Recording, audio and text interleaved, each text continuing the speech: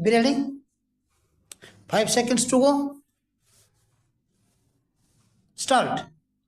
This is obviously so because the accused Ramji Lal could not have expected these persons to come to the place of occurrence at that time. Stop. It is clear from the evidence that accused Ram Dayal had secured an electric connection for the motor on 3rd September 1992, that is a few days prior to the date of occurrence, whereas even in November 1991 the service connection in the name of Revati was disconnected. Stop.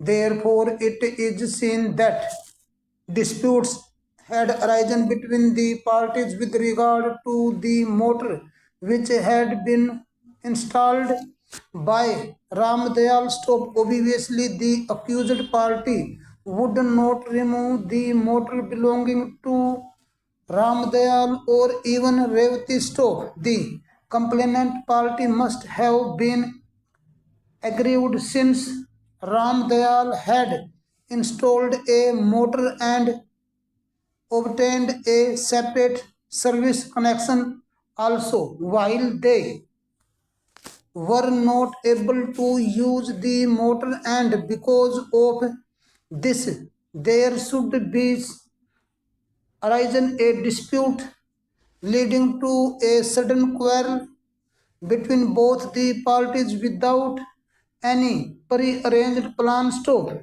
In which both the sides had sustained injuries. Stop.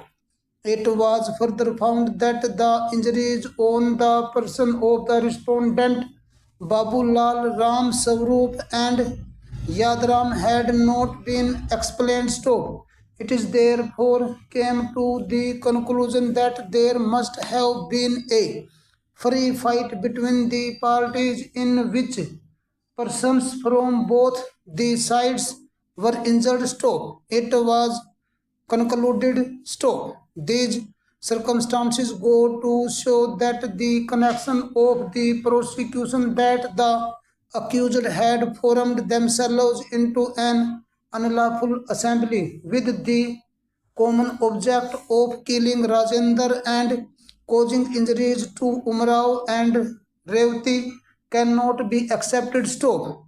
On the aforementioned premise, the High Court took into consideration individual roles played by the respondents. Herein. Stop. It also considered the question as to whether death of Rajendra took place as a result of injuries suffered by reason of injuries inflicted by the respondent or whether the defense version was true. Stop.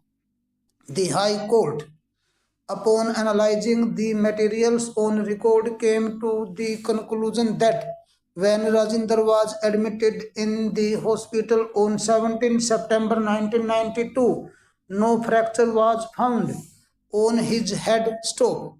His condition was found to be normal throughout his treatment. Stop. No abnormality was detected in this condition. Stop.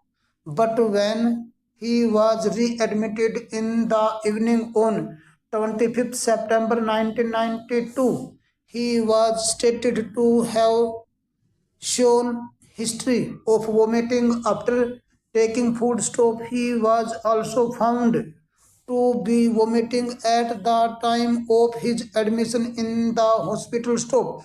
He was found to be in the delirious condition. Stop. After he was brought to the hospital on that day, an X-ray was taken and a fracture of the size of 3 centimeter multiply 0.4 centimeter on his head was detected. Stop. The CT scan examination also revealed that there was a large intracerebral hematoma. Stop.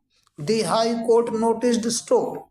The evidence of Dr. Rajiv Dua, PW8, shows that as per CT scan report, a very large intracerebral hematoma was found and there was also large collection of blood in the brain stem.